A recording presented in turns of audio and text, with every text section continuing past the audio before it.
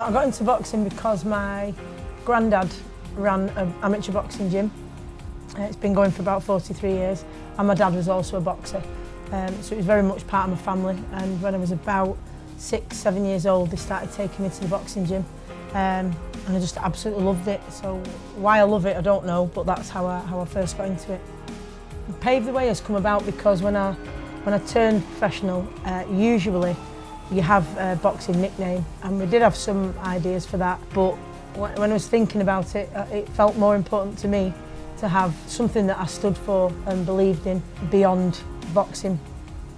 So rather than have a nickname, I chose Pave the Way, which is part of my mission, if you like, and my overall goal, which is to pave the way for other girls and women in the sport.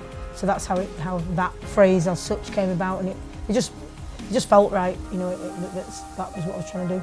It became an actual project for Women's Sport Week last year in 2017, and it involved loads of primary school visits where I did a talk about, you know, my journey in football and boxing, and then we did like a sports session with the kids. So it was primarily about challenging stereotypes, but also about encouraging girls and women in particular to reach their full potential through sport, but also about inspiring people in general, you know, to live active lifestyles and try new sports and things like that. So it was all encompassing really. We did loads of community sessions, went out and did different boxing sessions and talks in different areas. And then one of the things we did was a Pave the Way Pioneer exhibition. That involved women who work in sport. So I think people are aware of female athletes now, but women who work in sport tend to be largely invisible, and we wanted to highlight what they do and celebrate them. So we had women from all different roles, you know, BBC Sport, CEOs of you know, sports charities and companies, physios, football pitch inspectors, you know, a whole range really. And that now is on display at the Velodrome National Cycling Centre. So it was just going to be for the sport week, but it's kind of carried on and got legs, as they say, and so we're looking forward to seeing where we can take it eventually.